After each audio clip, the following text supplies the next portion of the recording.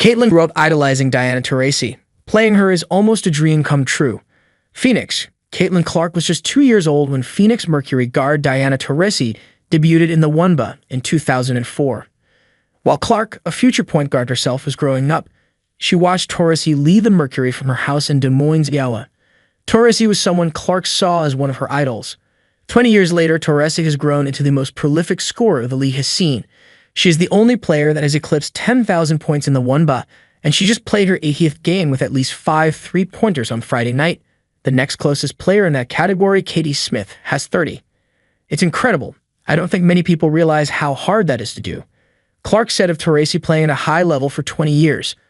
Obviously, she's done everything that she's needed to do to continue playing at a high level, taking care of her body, continuing to perform at the highest level. I think about it in my rookie year. It's incredible to think she's been in this league for 20 years. It's just super cool, a feat that not a lot of people will ever accomplish in their career. More, how will Caitlin Clark adjust to the WNBA? Reality is coming, says one star. Clark, a fellow no. One pick, will play against one of her basketball idols on Sunday at the Footprint Center in Phoenix. The game is slated for 3 p.m. and the first meeting between Taurasi and Clark will air on ESPN.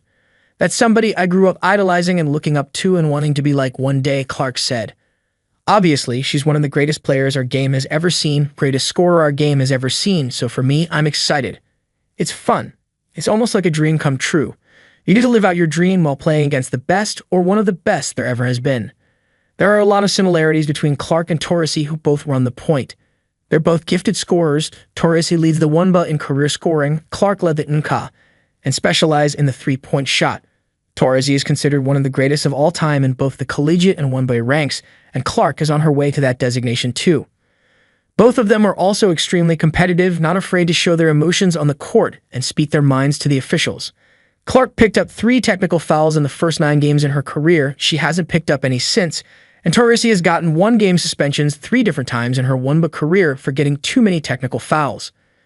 As an assistant with Spartak Moscow in Russia from 2007 to 13, Fever coach Christy Sides helped coach Taurasi for 3 seasons.